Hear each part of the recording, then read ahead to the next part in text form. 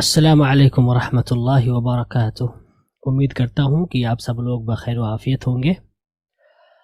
आज हम अपना अगला सबक पढ़ेंगे और आज का हमारा सबक है लेसन नंबर 9 यानी सबक नंबर 9। और आज के इस सबक में हम बहुत ही अहम चीज़ पढ़ने जा रहे हैं जिसको हम कहेंगे हेल्पिंग वर्ब्स।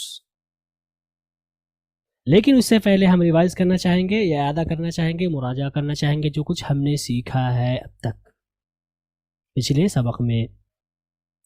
तो पिछले सबक में जो गुफ्तगू हुई थी वो ये थी कि हम फ़ेल अमर में ताकीद कैसे पैदा करेंगे। तो इसके बारे में मैंने बताया था कि इसके बहुत सारे तरीक़े हैं, लेकिन जो बहुत ज़्यादा इस्तेमाल हैं वो ऑलवेज़ है और डू है।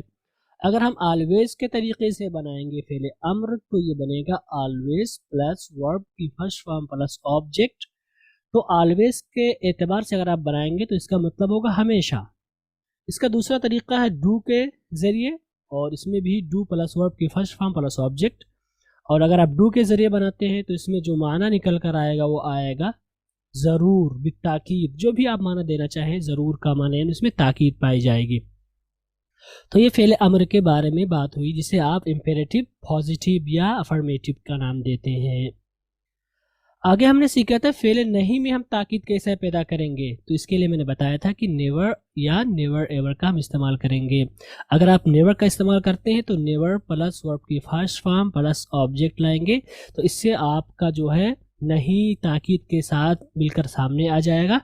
और आप इस चीज़ का ख्याल रखें कि आप नेवर के साथ डोंट का इस्तेमाल नहीं करेंगे, बल्कि नेवर ही काफ़ी है इस चीज़ के लिए। दूसरा जो है वो है never ever. Never ever plus verb की फर्स्ट फॉर्म प्लस ऑब्जेक्ट, और इसमें भी आप डोंट का इस्तेमाल नहीं करेंगे। नेवर एवर और नेवर में क्या फ़र्क है? नेवर का अगर आप इस्तेमाल करते हैं तो इसका मतलब होता है कभी नहीं, तो इसमें थोड़ी सी कम शिद्दत पाई जाती है। और अगर आप नेवर एवर इस्तेमाल करते हैं तो इसमें शिद्दत ज़्यादा पाई जाती है, तो इसका मतलब होगा कभी भी नहीं, कभी भी नहीं। ओके, अब हम एक्सरसाइज करेंगे और हमारा आज का एक्सरसाइज है वोकेबलरी। और आज के वोकेबलरी में हम सीखेंगे औकात यानी टाइम्स को हम कैसे बताएंगे इंग्लिश में। पहला वर्ड है मिडनाइट।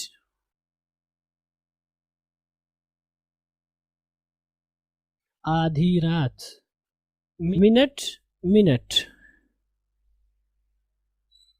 मंथ, महीना। मंथली, माहाना। मॉर्निंग, सुबह। नेक्स्ट मंथ, अगले महीने या अगला महीना। नेक्स्ट वीक, अगले हफ्ते या अगला हफ्ता। नेक्स्ट ईयर, अगले साल या अगला साल या आने वाला साल। नाइट, रात। ओके, हमने इंग्लिश से उर्दू किया और फिर से हम इंग्लिश से उर्दू ही करेंगे। देखते हैं आगे क्या आता है। आता है पहले सेकंड। सेकंड, टुडे,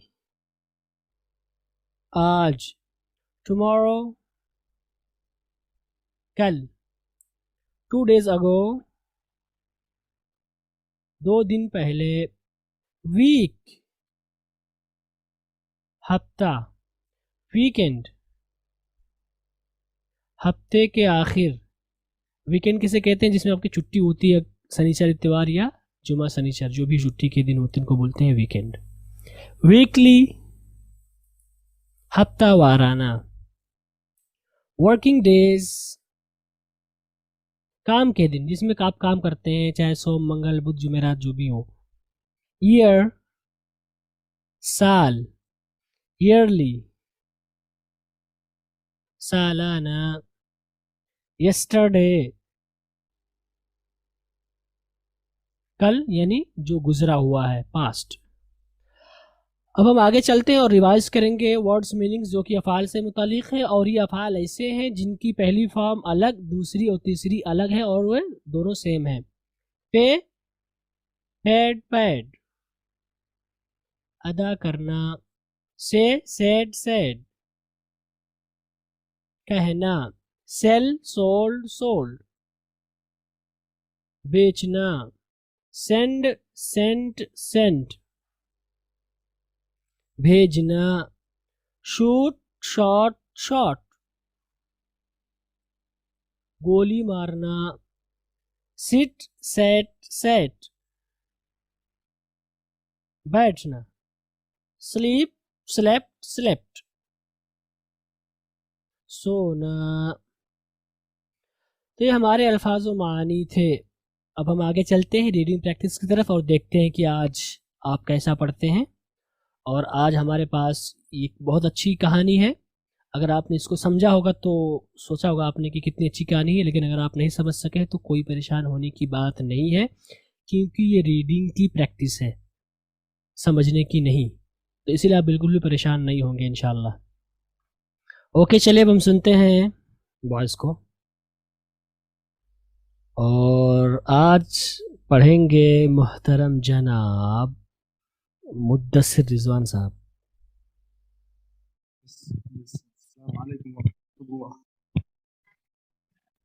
वालेकुम अस्सलाम व रहमतुल्लाहि व बरकातुहू। There was a man in Isfahan who used to beat his wife, but unfortunately she succumbed to his beating, though he had not intended to kill her. But when she was dead, he became fearful of her relatives. In a state of anxiety, he came out of his house and met an acquaintance to whom he posed his problem. The friend told him to invite okay, जज़ाकुमुल्लाहु खैरन व अहसनल जज़ा। Next is Mukhtar Alam. अस्सलाम वालेकुम। वालेकुम अस्सलाम।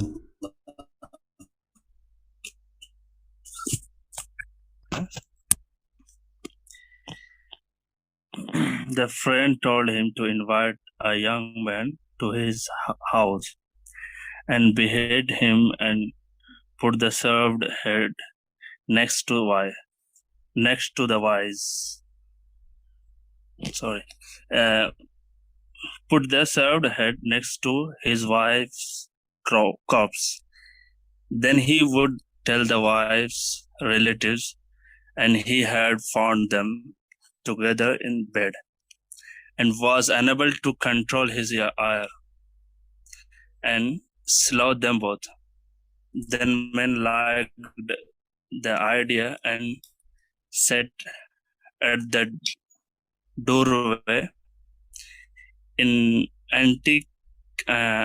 anti-caption of a young man. Okay, जज़ाकुमुल्लाहु खैरन व अहसनल जज़ा। तो हम चलते हैं अगले पेज की तरफ, और ये आपका अगला पेज है, और हम सुनेंगे मोहम्मद अब्दुल रकीब। अस्सलामु अलैकुम वरहमतुल्लाह। वालेकुम अस्सलाम। After some time, a handsome youth passed by his house. He invited him inside and beheaded him. Then he summoned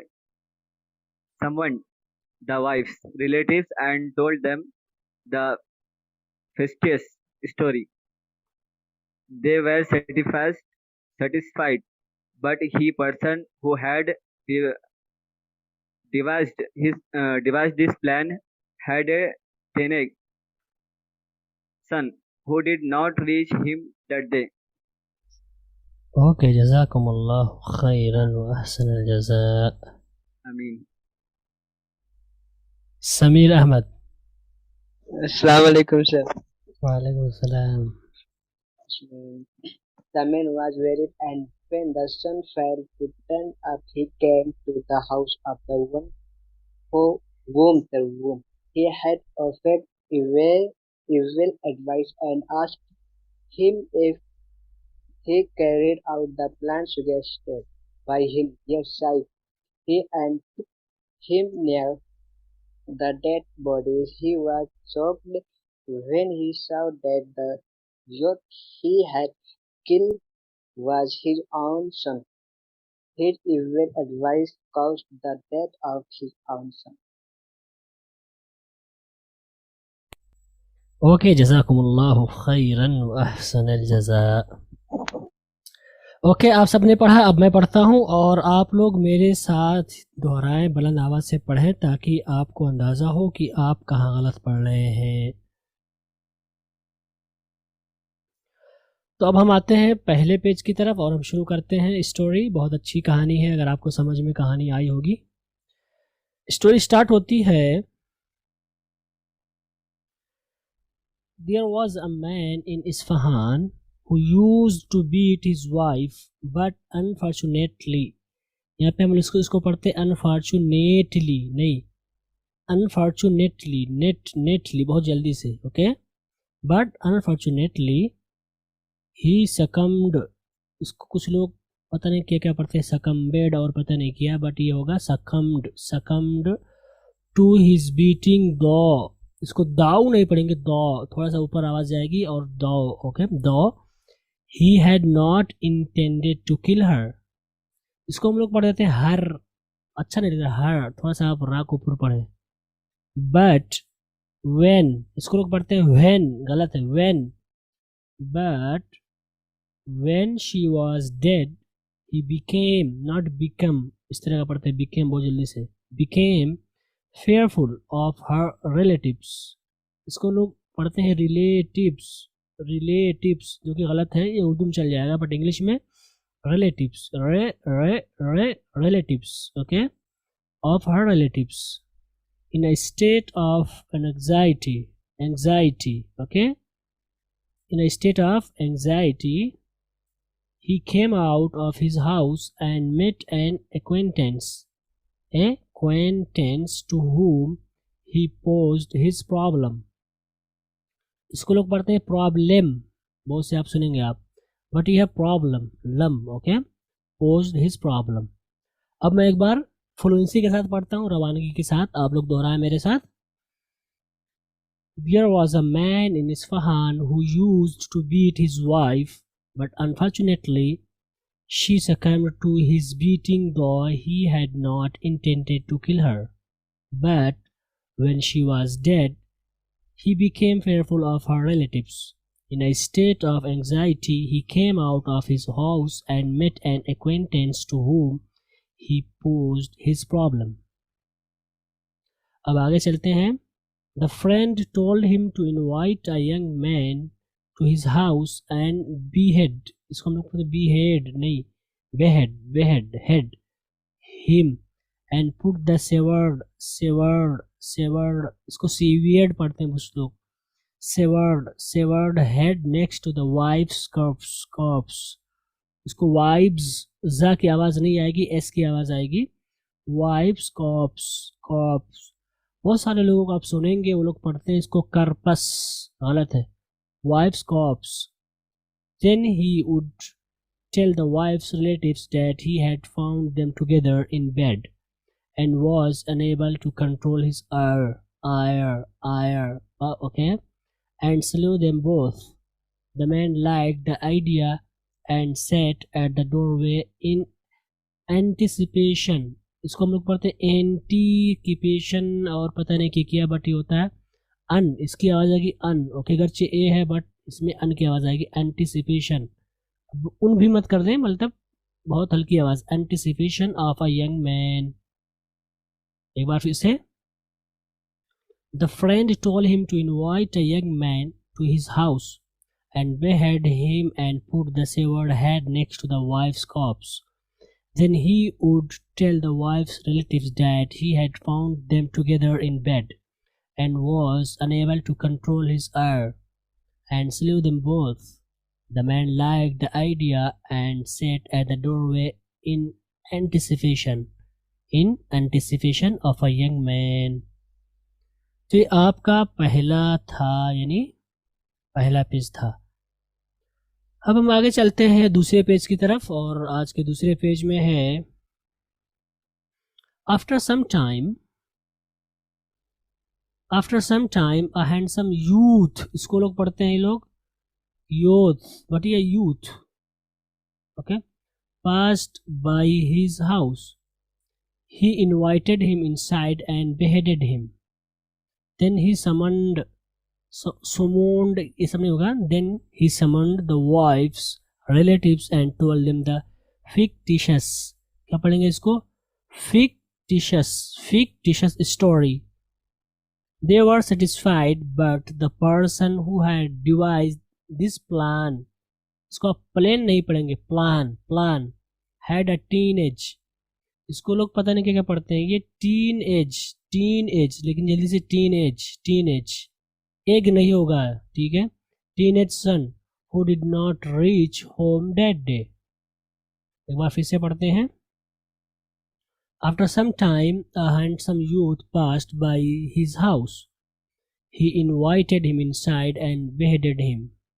Then he summoned the wife's relatives and told them the fictitious story. They were satisfied, but the person who had devised this plan had a teenage son who did not reach home that day.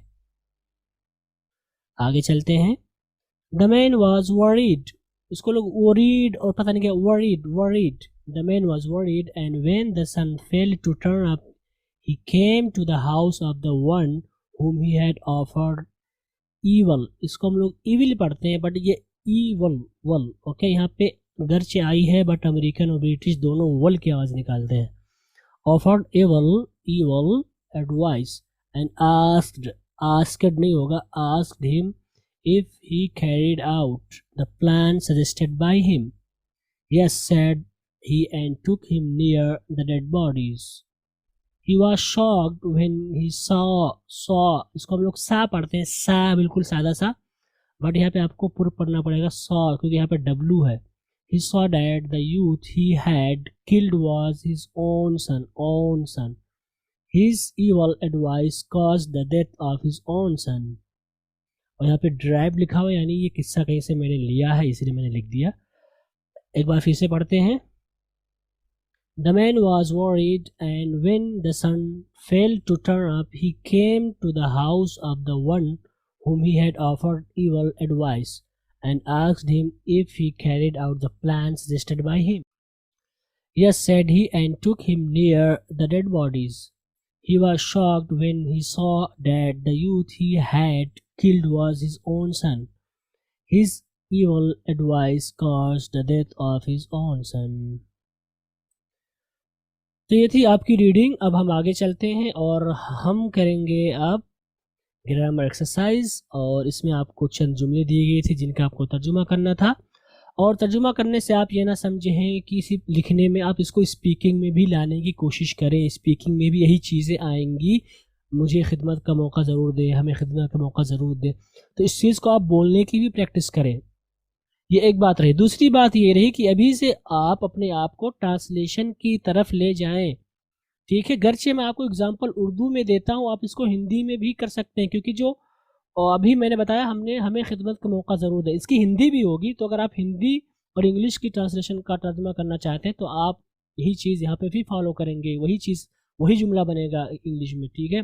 तो इस चीज़ को भी आप अभी से ध्यान दें, ताकि आगे चल कर के आप काम करना चाहें एज अ ट्रांसलेटर, तो आपको फिर से इन सारी चीज़ों को दोहराना ना पड़े.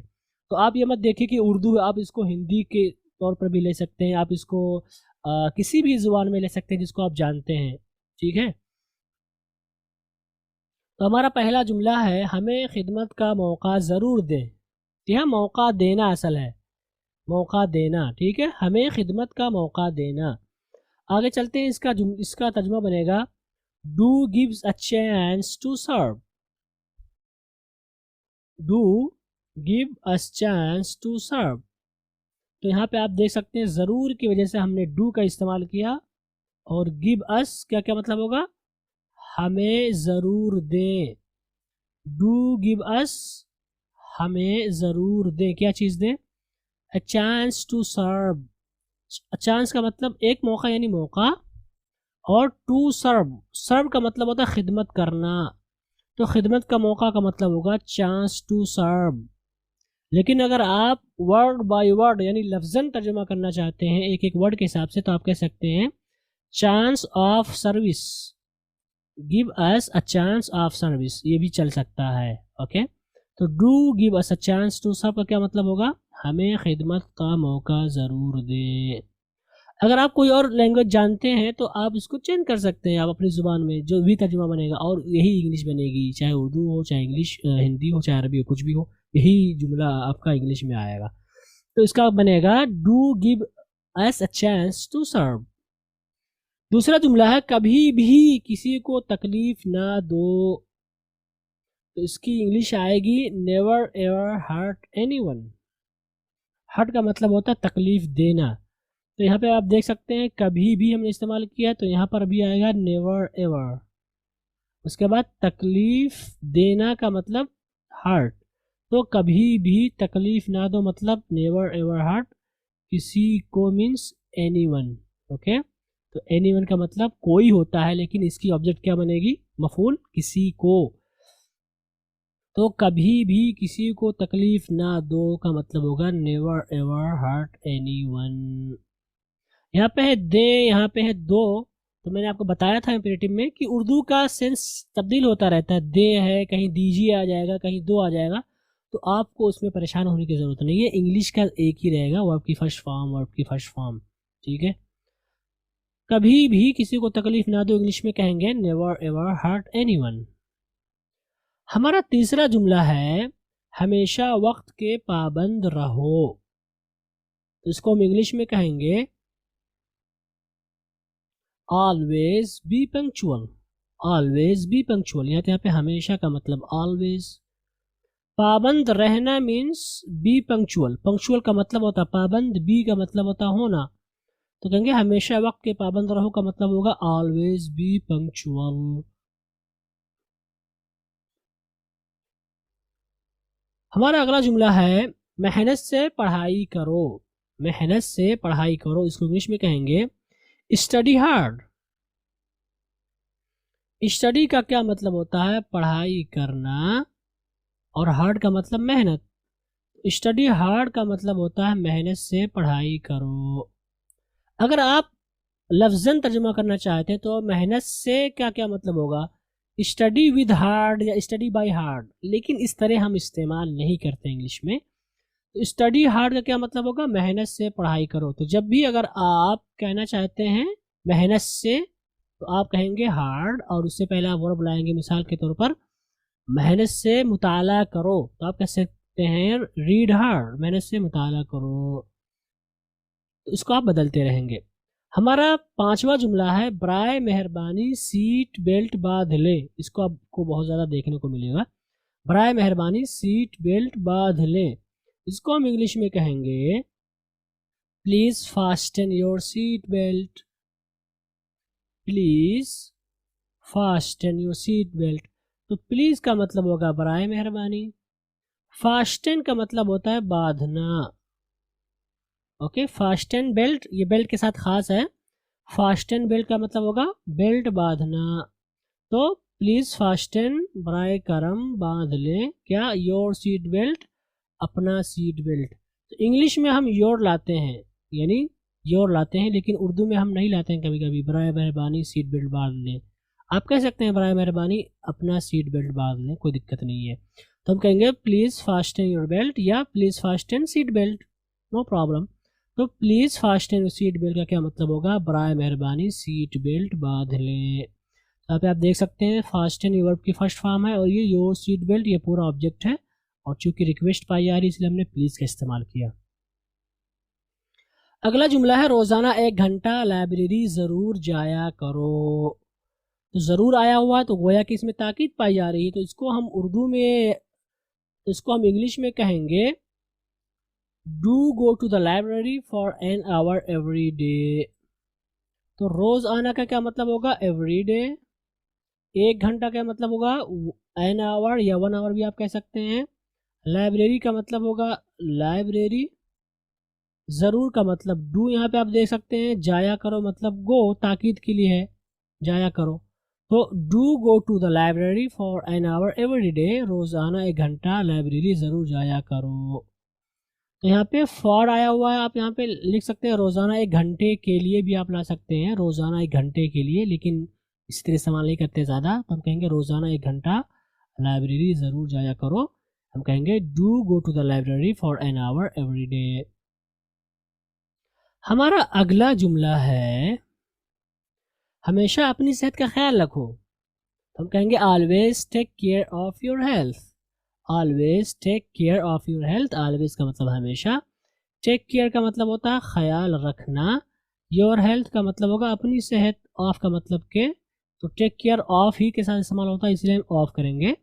तो always take care of your health का क्या मतलब होगा, हमेशा अपनी सेहत का ख्याल रखो। यहाँ पे आप देख सकते हैं ऑलवेज, उसके बाद वर्ब की फर्स्ट फॉर्म और योर हेल्थ ऑब्जेक्ट। हमारा अगला जुमला है बुरे लोगों के साथ कभी मत रहो। हम कहेंगे never accompany with bad people. तो यहाँ पे आप देख सकते हैं ताकीद पाई गई, सिर्फ कभी का है इसलिए हमने कहा नेवर। उसके बाद साथ रहना का मतलब होगा अकम्पनी, ओके। तो never accompany with bad people. Bad people मतलब बुरे लोग, तो never accompany with bad people का क्या मतलब होगा, बुरे लोगों के साथ कभी मत रहो। हमारा अगला जुमला है अपना कीमती वक्त ज़ाय मत करो। तो अपना कीमती वक्त ज़ाय मत करो को हम कहेंगे don't waste your precious time. तो हम कहेंगे डोंट का मतलब मत करो, वेस्ट ज़ाय, तो डोंट वेस्ट मत ज़ाय करो योर प्रीशियस टाइम अपना कीमती वक्त। आप ये देख सकते हैं डोंट, ये पूरा आपका डोंट है प्लस वेस्ट वर्ब की फर्स्ट फॉर्म, ये पूरा ऑब्जेक्ट है। तो don't waste your precious time का क्या मतलब होगा, अपना कीमती वक्त ज़ाय मत करो। आप यहाँ पे कुछ भी ला सकते हैं, डोंट वेस्ट वाटर और जो भी आप लाना चाहें। डोंट वेस्ट फूड, खाना ज़ाय मत करो। डोंट वेस्ट वेजिटेबल्स, आप जो है सब्ज़ी को बर्बाद मत करो। जो भी आप लाना चाहें आप चेंज कर सकते हैं हालात के अतबार से। हमारा अगला जुमला है ये कोर्स ज़रूर पूरा करना। ये कोर्स ज़रूर पूरा करना, तो यहाँ पे आप देख सकते हैं करो, करिए, जो भी है, लेकिन अलग अलग एतबार से हम लाते हैं, सियाक के हिसाब से हम चेंज करते रहते हैं उर्दू में, लेकिन इंग्लिश में एक ही पैटर्न आएगा, लेकिन टोन बताएगा या कॉन्टेक्स्ट बताएगा कि हम किस माने में ले रहे हैं। यहाँ पे ताकीद पाई जा रही है तो हम कहेंगे डू कंप्लीट दिस कोर्स। तो डू कंप्लीट दिस कोर्स का क्या मतलब होगा, डू कंप्लीट ज़रूर पूरा करो, दिस कोर्स ये कोर्स, तो ये कोर्स ज़रूर पूरा करने का क्या मतलब होगा, डू कंप्लीट दिस कोर्स। तो ये हमारे 10 जुमले थे उर्दू से इंग्लिश के। अब हम आगे हिस्से की तरफ चलते हैं और हमारा अगला हिस्सा है इंग्लिश से उर्दू करने का, जिसमें से पहला जुमला है do try to sleep early at night. Do try to sleep early at night को हम उर्दू में कहेंगे रात को जल्दी सोने की ज़रूर कोशिश करें। यानी कोई सियाक होगा तभी इस तरह का आप जुमला बोलते हैं, वरना हम बोलते हैं रात में जल्दी सो जाया करो, ठीक है। तो इस तरह से हम तब्दील कर सकते हैं, लेकिन हम अगर आप तर्जुमा करें तो कैसे कहेंगे रात को जल्दी सोने की ज़रूर कोशिश करें, या करो या करिए, कुछ भी आप ला सकते हैं। दूसरा जुमला है always take your meal on time. Always take your meal on time, तो यहाँ पे आप देख सकते हैं ऑलवेज आया हुआ, तो हम कहेंगे अपना खाना हमेशा वक्त पर खाएं। अपना खाना हमेशा वक्त पर खाएं कहेंगे always take your meal on time. उसके बाद है नेवर ड्रिंक अल्कोहल। इसको आप अल्कोहल नहीं पढ़ेंगे, alcohol, alcohol, okay. Never drink alcohol का क्या मतलब होगा, शराब कभी ना पिए। कभी आया हुआ नेवर की वजह से। Never ever eat heavy meals in dinner. Never ever eat heavy, हम लोग इसको हैवी पढ़ते हैं, हैवी नहीं होगा heavy. Never ever eat heavy meals in dinner, तो क्या मतलब होगा, रात के खाने में कभी भी वजनी खाना ना खाएं। वजनी खाना का मतलब बहुत जैसे गोश्त वगैरह हो गया बहुत ज़्यादा, हालांकि हम लोग यही करते हैं। तो नेवर एवर का मतलब होगा कभी भी ना खाएं, ईट कभी भी ना खाएं रात के खाने में, इन डिनर क्या, वजनी खाना, हैवी मील्स। उसके बाद है पांचवा do take a rest after lunch. Do take a rest after lunch क्या क्या मतलब होगा, दोपहर के खाने के बाद ज़रूर आराम करें। तो टेक रेस्ट का मतलब होगा आराम करना, डू का मतलब ज़रूर, तो do take a rest after lunch का मतलब होगा दोपहर के खाने के बाद ज़रूर आराम करें। हमारा अगला जुमला है please wait for me here. हम कहेंगे बराए करम यहाँ मेरा इंतज़ार करें। यहाँ पे रिक्वेस्ट पाएगी इसलिए हमने बराए करम का इस्तेमाल किया। बराए करम या बराहे करम भी बोलते हैं, बराए करम या बराहे करम हमारा यहाँ इंतज़ार करें, या करिए या करो, जो भी आप लाना चाहें उर्दू में ला सकते हैं। उसके बाद है प्लीज़ डोंट स्मोक हियर। तुम कहेंगे ब्राय करम, यहाँ सिगरेट नोशी ना करे, स्मोक का मतलब होता है सिगरेट नोशी करना, तो प्लीज डोंट स्मोक हियर का क्या मतलब होगा, यहाँ सिगरेट नोशी ना करें बराए मेहरबानी। हमारा अगला जुमला है kindly return my book as soon as possible. तो यहाँ पे अभी काइंडली रिक्वेस्ट पाएगी तो हम कहेंगे बराए मेहरबानी जल्द एज सुन एज पॉसिबल।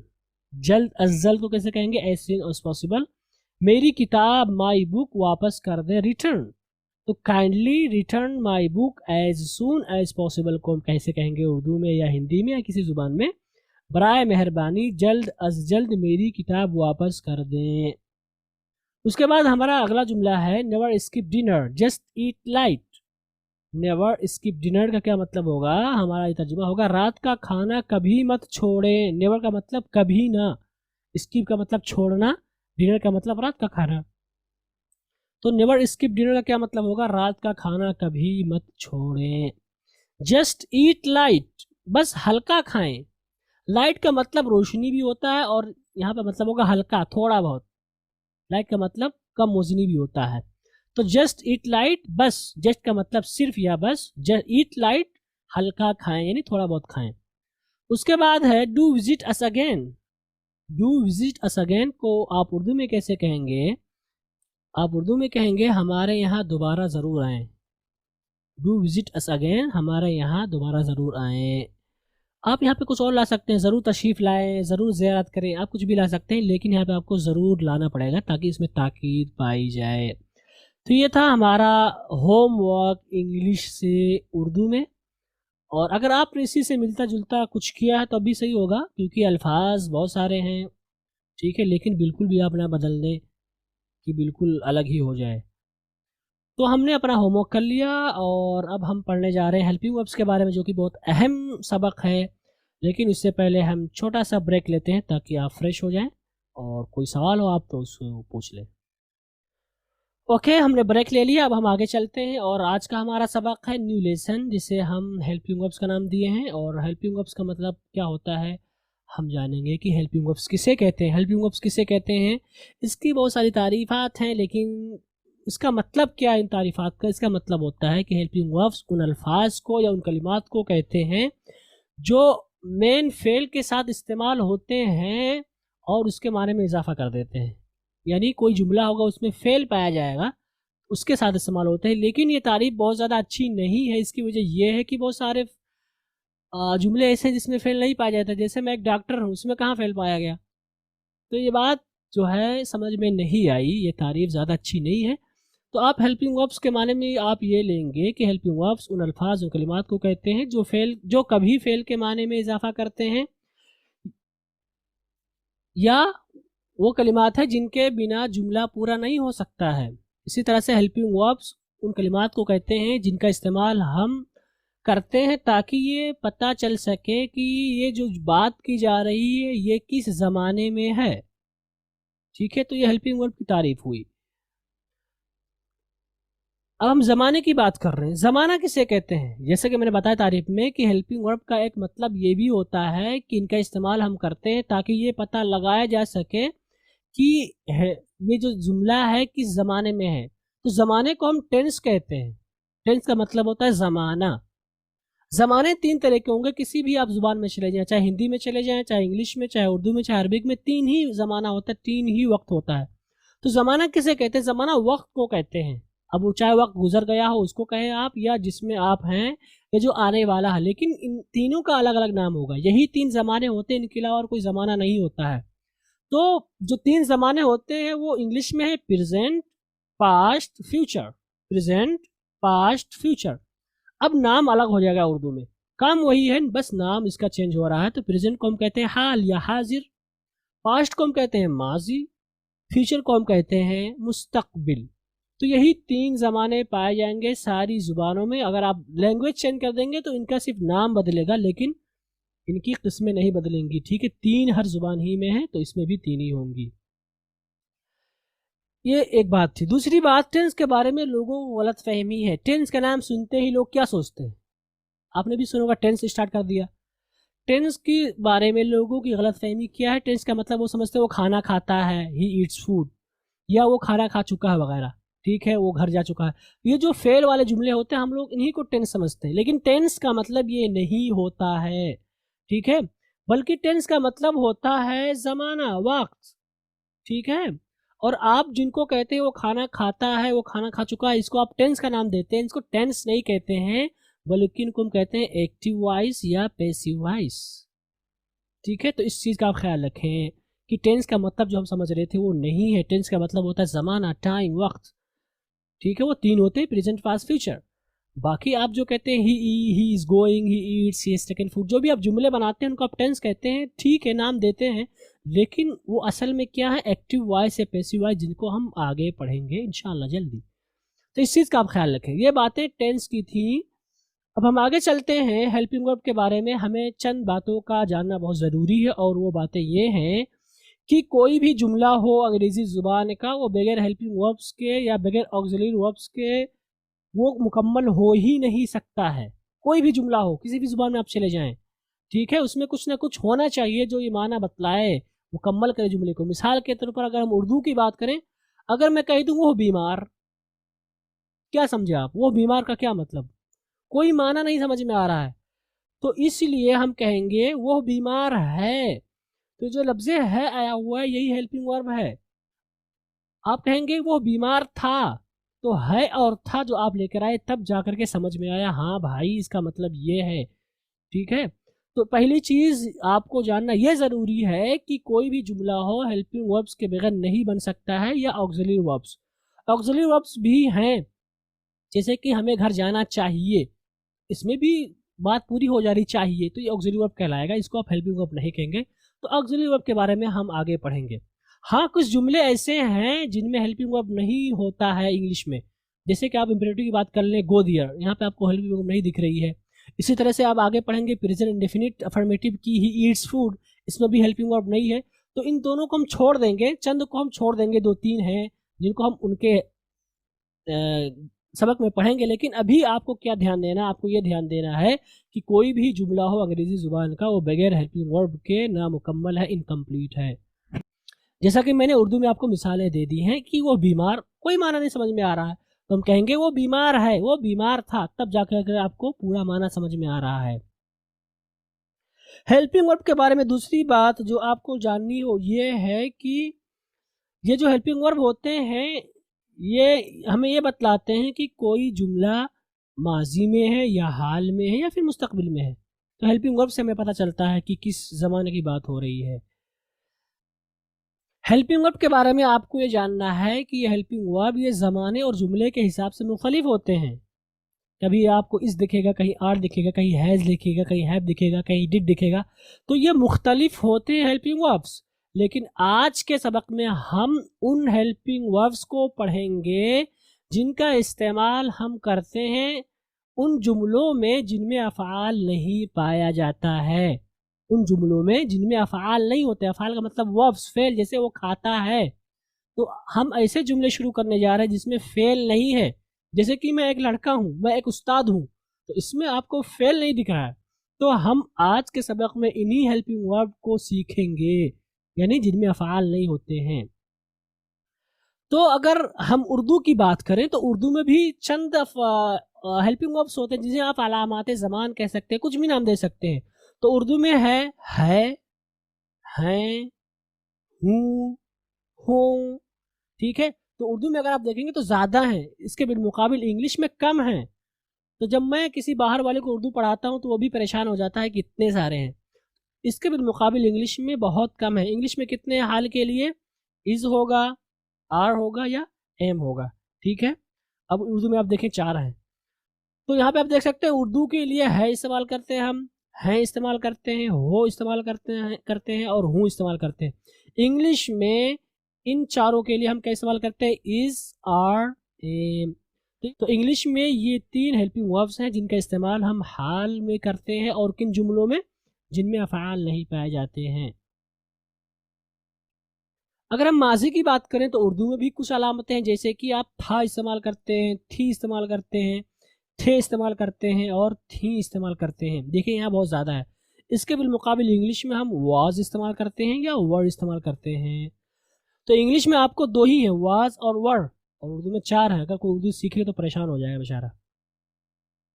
तो माजी में अगर आप कोई जुमला इस्तेमाल कर रहे हैं तो उसमें ज़रूरी है कि वाज या वर हो, दोनों में से कोई एक हो। अगर हम मुस्तकबिल की बात करें तो हम उर्दू में कहते हैं गा, गी और गे। इंग्लिश में हम इस्तेमाल करते हैं विल या शैल, विल या शैल। ठीक है, अब हम आगे चलते हैं। अगर हम हेल्पिंग वर्ब की बात करें उर्दू में, तो उर्दू में अगर आप हाल की बात करें है की मिसाल के तौर पर, तो इसका एक कायदा सिस्टम है। आप है को हर जगह इस्तेमाल नहीं कर सकते हैं। आप है को किसके साथ इस्तेमाल करेंगे? मुफरत के साथ। मुफरत का मतलब होता है सिंगुलर, एक, जिसे आप कहते हैं एक। ठीक है, मिसाल के तौर पर आप कहेंगे वो एक लड़का है, आप नहीं कहेंगे वो एक लड़का हूँ, आप नहीं कहेंगे वो एक लड़का है। क्या कहेंगे आप? वो एक लड़का है। तो है ये हेल्पिंग वर्ब है, ये अलामत है ज़माने की।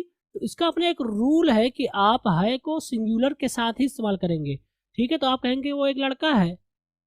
इसी तरह से अगर हम आगे बात करें है की, तो इसका भी अपना एक रूल है कि है को हम जमा के साथ इस्तेमाल करते हैं, जैसे कि वो लोग तालिब इल्म हैं। इसी तरह से हम इसको एहतराम के लिए भी इस्तेमाल करते हैं, वो मेरे वालिद हैं। आप नहीं कह सकते वो मेरा वालिद है, थोड़ा सा अजीब लग रहा है, एहतराम नहीं पाया जा रहा है। तो लफ्ज़ें हैं को अगर आप इस्तेमाल कर रहे हैं तो इसका अपने एक रूल है, सिस्टम है, तो आप इसको फॉलो कर रहे हैं। अगर हम आगे बात करें हूँ की, तो इसको भी आप हूँ इस्तेमाल करेंगे। मैं एक डॉक्टर हूँ आप कहेंगे, आप नहीं कहेंगे कि मैं एक डॉक्टर है या मैं एक डॉक्टर हैं। तो आप यहाँ पे देख रहे हैं कि उर्दू में आप जो इस्तेमाल कर रहे हैं ऑक्सिलरी हेल्पिंग वर्ब्स को या अलामात को, तो उनका एक सिस्टम है, रूल है, आप उसको फॉलो कर रहे हैं। अगर आप किसी को उर्दू सिखाएंगे तो ये सारी बातें उसको बताएंगे। इसी तरह से इंग्लिश के जो हेल्पिंग वर्ब्स हैं उनके भी अपने रूल्स और सिस्टम हैं। आप इसको हर किसी के साथ इस्तेमाल नहीं कर सकते हैं, जिस तरह से आप है को हर किसी के साथ इस्तेमाल नहीं कर सकते। तो इसका इस्तेमाल हम कब करेंगे? जब सब्जेक्ट सिंगुलर हो, यानी वाहिद हो, एक हो। आप कोई ऐसी बात कर रहे हैं जिसमें एक ही फाइल है, एक ही सब्जेक्ट है, तो आप वहाँ पे इज इस्तेमाल करेंगे। मिसाल के तौर पर अगर आप कहते हैं ही या आप कहते हैं शी, तो आप वहाँ पे क्या इस्तेमाल करेंगे? इज, और जुमला प्रेजेंट में हाल में है, तो आप कहेंगे ही या she is a student. Urdu में कहेंगे वो एक तालिब इल्म है, वहाँ पे आप है नहीं कहेंगे। तो इसी तरह से इज का इस्तेमाल सिंगुलर के लिए होगा। तो जब भी सब्जेक्ट सिंगुलर होगा हम उसको इज का इस्तेमाल वहाँ पर करेंगे। एक और मिसाल, रहीम या जैनब, यहाँ पे ऑब्लिक का मतलब यह होता है, कोई एक मुराद लेंगे आप। रहीम या जैनब इज अ स्टूडेंट, तो यहाँ पे आप देख रहे हैं कि दोनों मिसालों में ही या शी सिंगुलर है, इसी तरह से रहीम या जैनब सिंगुलर है, इसलिए हमने इज का इस्तेमाल किया। तो क्या पता चला कि इसका इस्तेमाल हम सिंगुलर के लिए करते हैं। अगर हम आर की बात करें तो उनका इस्तेमाल करने का एक अपना रूल सिस्टम है। तो हम आर का इस्तेमाल किसके साथ करते हैं? प्लूरल के साथ करते हैं। ठीक है, जमा के साथ करते हैं। दो या दो से ज़्यादा अगर सब्जेक्ट हो जाए तो हम उनको जमा कहते हैं। मिसाल के तौर पर अगर आप दे कहें, they are in the playground, यहाँ पे दे का मतलब क्या होता है? दो या दो से ज्यादा, वो लोग, वो सब। तो आपने क्या इस्तेमाल किया? They are in the playground, तो यहाँ पे प्लूरल है इसलिए हमने दे इस्तेमाल किया। आप कहेंगे Rahim and Zainab are in the playground, यहाँ पे आप देख सकते हैं रहीम और जैनब, ये भी क्या है? ये भी प्लूरल है। रहीम और जैनब दो हो गए, ठीक है, दो लोग हो गए, तो दो ये जमा हो जाता है, प्लूरल कहलाता है, तो इसलिए हमने आर इस्तेमाल किया। आप यहाँ पे इज इस्तेमाल नहीं कर सकते हैं, जिस तरह से आप हैं को इस्तेमाल नहीं कर सकते हैं एक के साथ में, एक लड़का है या वो एक लड़का है, तो इसी तरह से आप आर का इस्तेमाल हमेशा प्लूरल के साथ ही करेंगे। एम की अगर आप बात करें, जैसे आप हूँ कहते हैं, तो आप हूँ को किसके साथ इस्तेमाल करते हैं? आई के साथ, मैं के साथ। तो यही कायदा यहाँ पे भी होगा कि एम का इस्तेमाल किसके साथ होगा? हमेशा जब भी आप आई कहेंगे और वो जुमला आपका हाल में, प्रेजेंट में, तो आपके लिए ज़रूरी कि आप वहाँ पे हेल्पिंग वर्ब लाएं, और वो हेल्पिंग वर्ब होगा एम। मिसाल के तौर पर अगर आप कहते हैं I am not in the office, तो आप क्या कहते हैं? मैं ऑफिस में नहीं हूँ। हूँ आप इस्तेमाल करते हैं, है इस्तेमाल नहीं करते हैं। तो इसी तरह से इंग्लिश में भी आप कहेंगे I am not in the office. यहाँ पर एक चीज़ मैं आपको बताना चाहूँगा कि लफ्ज़ यू की अगर हम बात करें, यू, तो यू ये प्लूरल भी इस्तेमाल होता है और सिंगुलर भी इस्तेमाल होता है। तो आप यू के साथ हमेशा आर ही इस्तेमाल करेंगे, चाहे आप सिंगुलर का इस्तेमाल कर रहे हो, चाहे अकेला आदमी हो, यू आर अ मैन, या यू ऑल आर मैन, ठीक है, सिंगुलर हो या प्लूरल हो, हम आर का इस्तेमाल करेंगे यू के साथ हमेशा अगर जुमला प्रेजेंट में है। आगे हम बात करें पास्ट की, तो पास्ट का मैंने बताया वाज और वर है। वाज का इस्तेमाल हम कब करेंगे? जब कोई चीज़ सिंगुलर होगी, सब्जेक्ट सिंगुलर है तो हम वाज का इस्तेमाल करेंगे। मिसाल के तौर पर वही मिसाल लेंगे, ही और शी वॉज अ स्टूडेंट। किसी के बारे में बात कर रहे हैं पास्ट में तो आप कहेंगे ही और शी वॉज अ स्टूडेंट। आप कहेंगे रहीम या जैनब, यहाँ पे जैनब हो गया, जैनब वॉज अ स्टूडेंट। रहीम और जैनब, रहीम या जैनब एक तालिब इल्म थी या था, जो भी आप इस्तेमाल करें। अगर हम वर्ड की बात करें तो वर्ड का इस्तेमाल हम कब करेंगे? प्लूरल के लिए। प्लूरल के लिए हम हमेशा वर्ड का इस्तेमाल करेंगे। जब भी सब्जेक्ट प्लूरल होगा, दो या दो से ज़ायद होंगे, तो हम वर्ड का इस्तेमाल करेंगे। जैसे कि दे वर इन द प्लेग्राउंड, आप पास्ट की बात कर रहे हैं, माजी की बात कर रहे हैं, तो आप कहेंगे दे वर इन द प्लेग्राउंड, वो लोग खेल के मैदान में थे। आप कहेंगे Rahim and Zainab were in the playground, Rahim और जैनब खेल के मैदान में थे। यहाँ पे आप देख रहे हैं रहीम और जैनब दो हो गए हैं, ऊपर वाले में ऑब्लिक लगा हुआ है, यानी कि उसका मतलब होगा कि या, इसके आप देख सकते हैं रहीम जैनब, तो आप किसी एक को लेंगे रहीम था या जैनब थी। तो इस तरह से आप देख सकते हैं कि पहले वाले में हमने वाज इस्तेमाल किया, जबकि दूसरे वाले में हमने वर इस्तेमाल किया। इसकी वजह यह है कि इसमें सब्जेक्ट सिंगुलर है यानी वाहिद है, जबकि इसमें सब्जेक्ट प्लूरल है यानी जमा है, दो या दो से ज़ायद है, इसलिए हमने वर इस्तेमाल किया। और एक बात का आपको यहाँ ख्याल रखना है, वो ख्याल ये है कि लोग इसको पढ़ने में गलती करते हैं, इसको पढ़ते हैं वियर, वियर नहीं है बल्कि इसको हम वर पढ़ते हैं, हमेशा वर पढ़ते हैं। तो इसलिए अब अगर आप इसको वियर पढ़ रहे हो तो प्लीज़ मुझे माफ़ करें, आप कभी भी वियर इसको ना पढ़ें, बल्कि आप इसको हमेशा वर पढ़ें। और यहाँ पर आपको एक चीज़ का ख्याल रखना है, वो चीज़ ये है कि अगर आप आई इस्तेमाल कर रहे हैं तो आई के साथ भी आप वाज इस्तेमाल करेंगे। आई के साथ गर्चे सिंगुलर है तो फिर भी आप वाज इस्तेमाल करेंगे। इसी तरह से यू अगरचे सिंगुलर इस्तेमाल हो एक के लिए, फिर भी आप वहाँ पर वर इस्तेमाल करेंगे, तो आप कहेंगे you were in the playground. आप नहीं कहेंगे you was in the playground क्योंकि सामने वाला एक है, नहीं, यू के साथ हमेशा आप प्लूरल का मामला करेंगे। तो आप कहेंगे आप कहाँ थे, where were you, where were you, where was you नहीं कहेंगे, यू के साथ हमेशा प्लूरल का मामला किया जाता है, इसलिए आप वर्ड इस्तेमाल करेंगे। आई के साथ सिंगुलर इस्तेमाल किया जाता है, इसलिए आप कहेंगे I was in the playground. इस चीज़ का आपको ख्याल रखना है। तो वाज का इस्तेमाल आई के साथ भी होगा, जैसे कि आप कहेंगे I was not in the office, मैं ऑफिस में नहीं था या थी, जो भी आप माना देना चाहें। अगर हम फ्यूचर की बात करें तो फ्यूचर में हम इस्तेमाल करते हैं विल का इस्तेमाल हम करते हैं सिंगुलर के लिए भी और प्लूरल के लिए भी, लेकिन पहले हम बात करेंगे सिंगुलर की। सिंगुलर के लिए इस्तेमाल करेंगे हम ही या she will be in the office. यहाँ पे एक चीज़ आपको अजीब लगी होगी, वो चीज़ ये है कि यहाँ पर हमने सिर्फ विल दिखाया है, लेकिन हमने हेल्पिंग और विल भी इस्तेमाल किया है। तो इसका जवाब यह है कि ये चीज़ उर्दू में भी है। आप उर्दू में कहते हैं कि इसकी मुस्तकबिल की अलामत गा, गी या गे है, लेकिन जब आप इस्तेमाल करते हैं कोई ऐसा जुमला जिसमें फेल नहीं है तो आप उसमें हो इस्तेमाल करते हैं, जैसे कि वो ऑफिस में होगा, आप होगा इस्तेमाल करते हैं, ना कि वो ऑफिस में गा इस्तेमाल करते हैं। ठीक, तो यही चीज़ यहाँ पे भी हम फॉलो करेंगे कि जब हम कोई ऐसा जुमला बोल रहे हैं जो फ्यूचर में है और उसमें वर्ब नहीं पाया जाता है तो हम वहाँ पर बी का इजाफा करेंगे। तो इसीलिए हमने यहाँ पे कहा he will be in the school, वो स्कूल में होगा, या she will be in the school, वो स्कूल में होगी। जिस तरह से आप कहते हैं होगा या होगी, आप नहीं कहते वो स्कूल में गी, वो स्कूल में गा।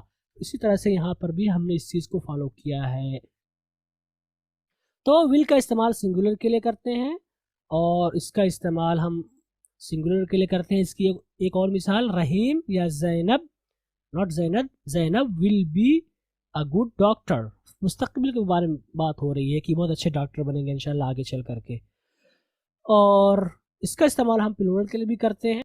तो गोया कि विल का इस्तेमाल फ्यूचर में सिंगुलर के लिए भी हो सकता है, प्लूरल के लिए भी, यानी इसकी एक ही अलामत है और वो है विल। ठीक है, एक चीज़ होती है शैल। शैल के बारे में बचपन में मैंने पढ़ा था कि शैल का इस्तेमाल आई के साथ ख़ास है। जब भी आप इस्तेमाल करेंगे तो आप शैल का इस्तेमाल करेंगे, लेकिन आज के ज़माने में आज की दुनिया शैल का इस्तेमाल नहीं करती है आई के साथ, सब लोग विल ही इस्तेमाल करते हैं। तो ये कहना कि आई के साथ शैल इस्तेमाल करेंगे, ये आज के वक्त में काबिल कबूल ना होगी, इसको नहीं माना जाएगा। कुछ लोग कहते हैं कि अगर हम इसको उलट दें, यानी अगर हम ही शी के साथ शैल इस्तेमाल कर लें, जैसा कि आप यहाँ देख सकते हैं कि मैंने मिसाल में क्या दिया है, मैंने मिसाल में दिया है ही शी विल, राइट। लेकिन अगर आप यहाँ ही और शी के साथ शैल इस्तेमाल कर लें तो इसका मतलब होगा ताकीद का माना दे देगा। तो अगर आप कहते हैं she shall be in the office, अगर आप कहते हैं, क्या कहते हैं, she shall be in the office, तो इसका तर्जुमा आप करेंगे कि वो ऑफिस में ज़रूर होगी, वो ज़रूर ऑफिस में होगी। तो ये माना निकल कर आ रहा है। तो अगर कहीं आप कोई ऐसा जुमला पढ़ते हैं जहाँ पर शैल आया हुआ है और वो आई नहीं है, तो इसका मतलब वहाँ पे ताकीद पैदा करेंगे, ज़रूर का माना देंगे, ठीक। और अगर कहीं आपको आई दिख जाता है और उसके साथ शैल इस्तेमाल हुआ है तो इसका मतलब वो भी सही है। और अगर आप कहीं आई के साथ विल इस्तेमाल देखते हैं तो वो भी सही है। और विल ही का इस्तेमाल आज के वक्त में बहुत ज़्यादा है। खुलासा कलाम क्या है, हमने आज के दर्स में क्या पढ़ा? आज के दर्स में हमने हेल्पिंग वर्ब के बारे में पढ़ा। और हेल्पिंग वर्ब के बारे में मैंने क्या बताया? मैंने बताया कि कोई भी जुमला हो बगैर हेल्पिंग वर्ब के या बगैर ऑक्सिलरी वर्ब के, वो नाकिस है, नहीं हो सकता, माना नहीं दे सकता पूरा।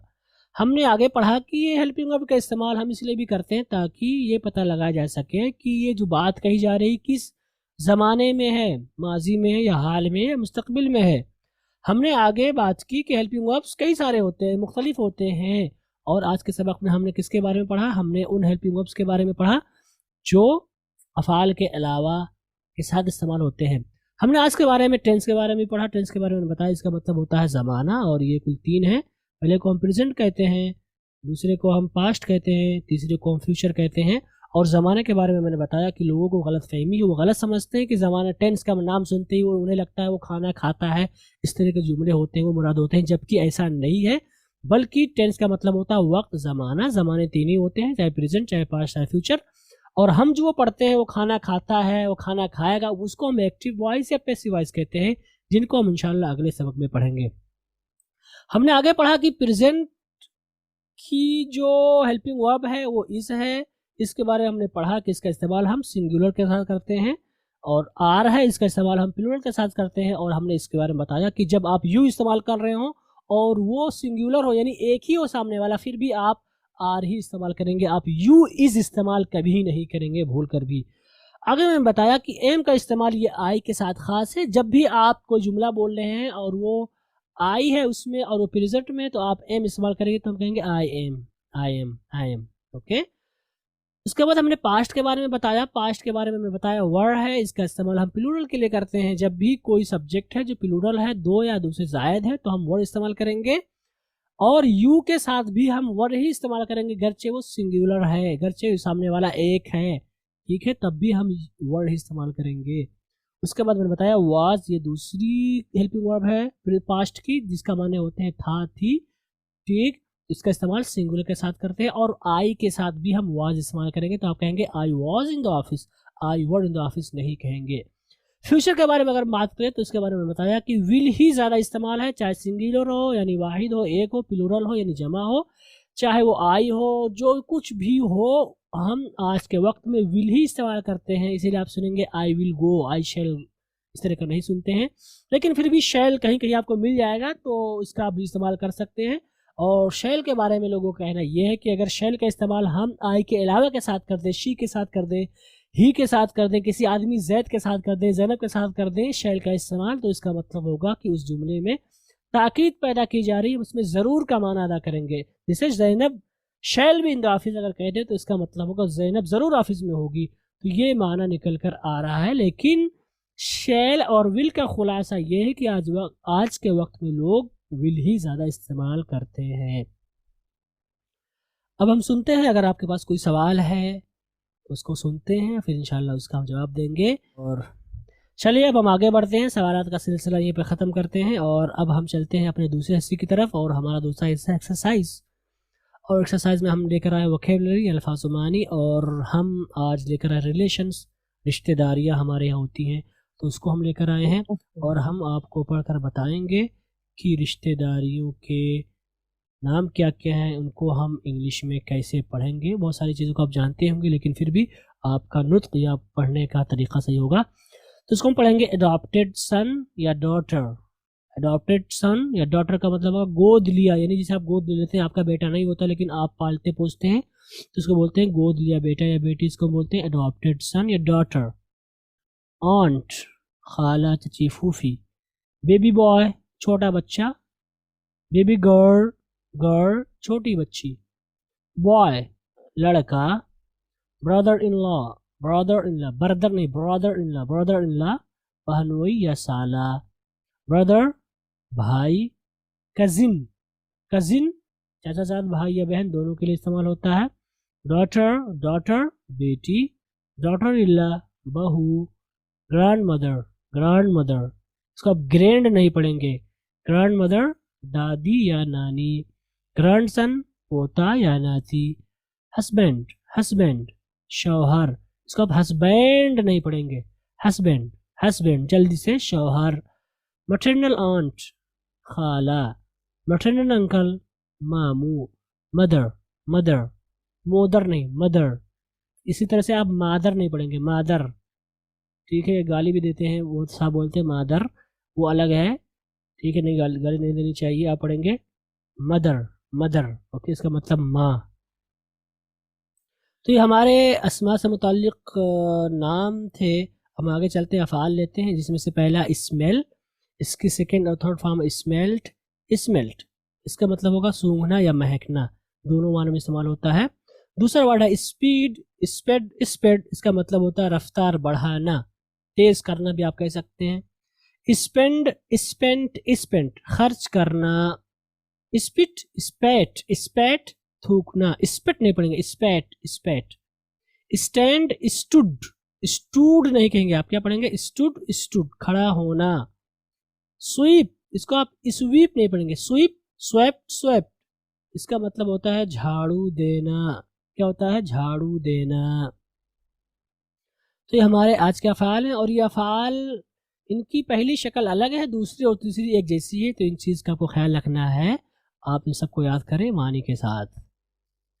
आगे चलते हैं और हम चलते हैं डेली यूज सेंटेंसेस। हम इसमें आपको पढ़कर बताएंगे, जैसे कि मैंने बताया था कि हमने रोज़मर्रा के आदाब पूरे कर लिए, अब हम डेली यूज सेंटेंसेस सीखेंगे, जिसमें से पहला है a dog is a lion in his lane. आप कहते हैं उर्दू में अपनी गली में कुत्ता भी शेर होता है। आप बहुत ज़्यादा इस्तेमाल करते हैं, अपनी गली में कुत्ता भी शेर होता है, इसको हम इंग्लिश में कहेंगे a dog is a lion in his lane. आदमी पेट का गुलाम है, यानी पेट कुछ भी करा लेता है आदमी से, मजबूर है आदमी पेट के सामने, तो कहेंगे a man is a slave of his stomach. A man is a slave of his stomach, आदमी पेट का गुलाम है। उसके बाद इंसान की कद्र मरने के बाद होती है, इंसान की कद्र मरने के बाद होती है, इसको आप इंग्लिश में कहेंगे a man's worth is known. इसको आप नाउन नहीं पढ़ेंगे, a man's worth is known after his death. थोड़ी देर बाद वो आया, अ व्हाइल लेटर ही केम। थोड़ी देर बाद हो गया, आप चेंज कर सकते हैं, अ व्हाइल लेटर, उसके बाद आप यहाँ पे चेंज कर देंगे। थोड़ी शक्कर और डाल दो, add a little more sugar. आप थोड़ा सा नमक और डाल दो भी आप चेंज कर सकते हैं, add a little more salt. तो यहाँ पर आप देख सकते हैं कि ये रोज़ाना इस्तेमाल होने वाले जुमले होंगे। आप इसको शक्कर के साथ खास ना करें, आप अलग भी कर सकते हैं इसी पैटर्न को लागू करते हुए। हमारे अगले 5 जुमले हैं। अहमद ने अपने वालिदैन को अलविदा कहा। अलविदा कहने का मतलब कहीं जाना, जब आप सफ़र पर जा रहे हो तो आप टाटा बाय करते हैं, उसको बोलते हैं अलविदा कहना। तो अहमद ने अपने वालिदैन को अलविदा कहा। अगर आप इसको इंग्लिश में कहना चाहते हैं तो आप कहेंगे Ahmad took leave of his parents. Ahmad took leave of his parents का मतलब होगा अहमद ने अपने वालिदैन को अलविदा कहा। हम कहते हैं 5 उंगलियां बराबर नहीं होती। 5 उंगलियां बराबर नहीं होती, इसका मतलब होगा इंग्लिश में ऑल आर नॉट अलाइक, सब एक जैसे नहीं होते। हम कहते हैं बेहतर है, ऑल राइट। दुनिया फानी है, यानी दुनिया ख़त्म होने वाली है, दुनिया बाकी नहीं रहेगी, इसको हम बोलते हैं all thing must pass, all thing must pass. हम कहते हैं हमेशा अपनी बात के पक्के रहो, नॉट पक्के रहो, पक्के रहो, यानी जो भी कहो उसको पूरा करो, always be true to your words, always be true to your words. तो ये 10 जुमले हैं जो रोज़ाना इस्तेमाल होते हैं। आपको इनको उर्दू और इंग्लिश के साथ याद करना है, ताकि जब आपको कहीं तर्जुमा के लिए आए या जब आप कहीं इनको पढ़ें तो आप इनका सही तर्जुमा करें, ठीक है।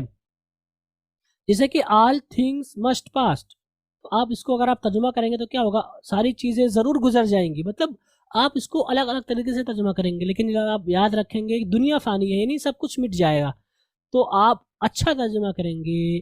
तो इस चीज़ का आप ख्याल रखें कि जो भी आप याद करें अच्छे से याद करें, ताकि तर्जुमा निगारी आपकी अच्छी हो, आप अच्छा तर्जुमा कर सकें, ठीक है। तो इन सारे अल्फाज को, इन सारे जुमलों को आपको याद करें, इनको रटें और समझने की कोशिश करें और इनको इस्तेमाल भी करें।